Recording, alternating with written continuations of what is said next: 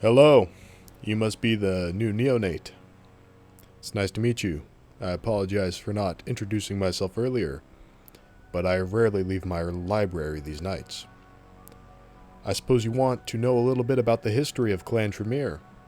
Very good. This is really the type of thing that your sire should be instructing you on, but under the circumstances, I understand that he is not available. In the little time since our founding, we have made incredible inroads within vampiric society, and are arguably the most powerful clan. This is in due no small part to our strict hierarchy, our selective nature, and our mastery of blood magic. All of these things elicit suspicion, fear, and respect from less educated Canaanites. We stand as a pillar of the Camarilla, and are one of its main defenders, despite the fact that we exist almost as a subsect. We even go as far to consider ourselves the evolution of vampirism. Our extreme versatility and mastery of blood magic, and lack of a clan curse, make us very formidable indeed. These final nights have many things in store for us, no doubt, and every night we have more and more enemies. But I have no doubt that we will be victorious. Now, listen carefully, because this is a piece of advice that not many others in the clan would ever give you. As you know, during your initiation, you had to drink from a blood chalice containing the blood of the 7 elders of our clan. This means that you are one step towards being blood-bound to the clan as a whole. Therefore, do not tell anybody else that I have told you this. Watch your step very carefully when around leaders besides me. Tremere are also more susceptible to the blood bond. It only takes 2 drink of another kindred's vitae to bind us. So be careful. Alright. Now I feel it would be prudent if I instructed you on a little bit of our clan's history. Our clan began as House Tremere, mages of the Order of Hermes, named for our leader and founder, Tremere. At the end of the first millennium, we gathered and realized that the hermetic arts were failing, and found its immortality potions were no longer working. Facing the possibility of losing everything, our leader ordered research into alternate methods of sustaining our lives. We undertook numerous experiments, but it was a man named Goratrix who devised a solution in his investigation of vampires. In 1022 AD, Goratrix invited Tremere and 6 of the founder's closest advisors to participate in the completed ritual, which promised true immortality.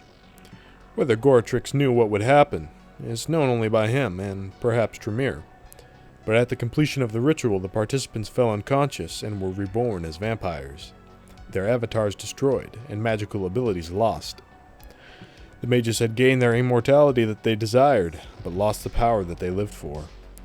Though the others would likely have slain Goratrix for his folly, or trickery, depending on who you ask, Tremere ordered them to halt and decided that they would remain at his side, leaving their chantries in the hands of subordinates while they discovered the powers of their new forms in secret. In time, the Zamichi made war against House Tremere in retribution for the fiends that had been made part of Goratrix's experiments. The Order of Hermes also became suspicious of diabolical practices being performed by the increasingly secretive house, but Tremere was able to dissuade them from investigating further. Finally, in 1037 AD, Tremere gathered the 7 newly made Canaanites and forced the blood bond upon them. He then declared to them that House Tremere would be restructured with a new pyramid hierarchy, placing himself at the top as the primus of House and Clan Tremere, and his 7 closest followers forming the inner council of the 7, directly under him. They would slowly begin embracing the rest of the house, with each initiate being bound to the inner council, the practice that still is in practice today. In time, all members of House Tremere would die or become vampires. Now, young neonates, something that's very important to understand. We fought with the Zamiche clan and many other vampire clans for centuries, and despite our lesser number, and our young age in comparison to these other clans. We still managed to survive their onslaught. And we managed to distinguish ourselves as a powerful and independent clan. Let me go over these wars that we had with other Canaanites very quickly. Over the next century, the Omen War with the Zimichi continued on and off, with our mages growing weaker, and those newly embraced unfamiliar with the powers of the blood. Chantries as far as our stronghold of Seoris were repeatedly ravaged by vampiric raids, while Tremere and Etrius planned their own research throughout Europe in converting the hermetic arts into thaumaturgy, blood magic. Gortrix once again returned to his laboratories with his apprentices at hand.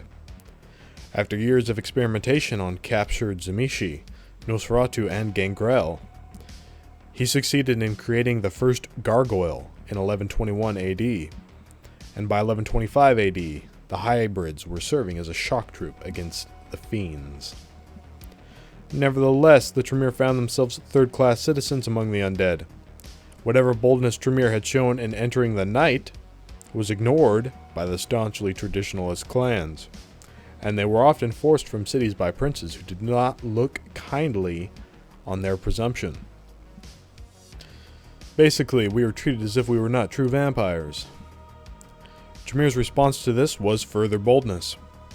As he and Etrius rapidly acquired more vampiric lore, they discovered the history of Cain and the antediluvians, as well as the benefits of diablerie, vampiric cannibalism.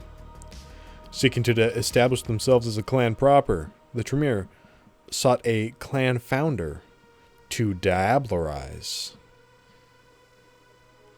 You see where I'm going with this? They did not consider us true kindred, so we would force the issue and become true kindred.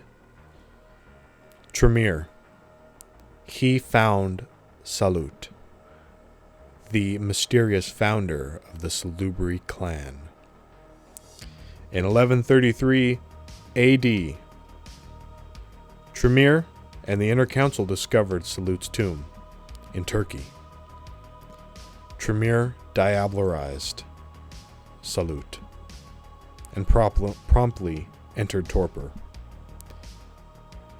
a vampiric coma, leaving the Inner Council of the Seven to lead the clan and destroy the remaining Salubri.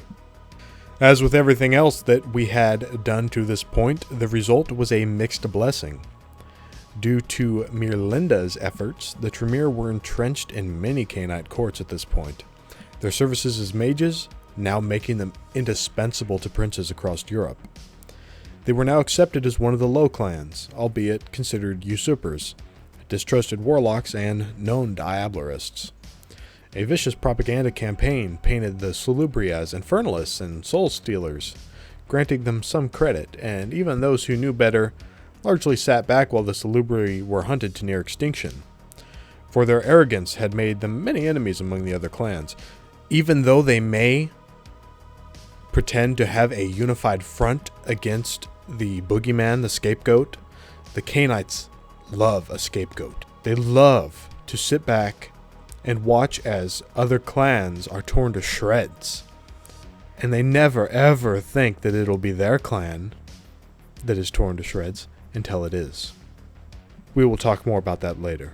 In 1202, the Order of Hermes finally discovered what had become of House Tremere, and they sentenced us to death, resulting in a wizard's march. The Masasa War, as it would eventually be called, never officially ended, but neither side had the resources to sustain the war, and it subsided after a few decades, only to sporadically begin anew years later.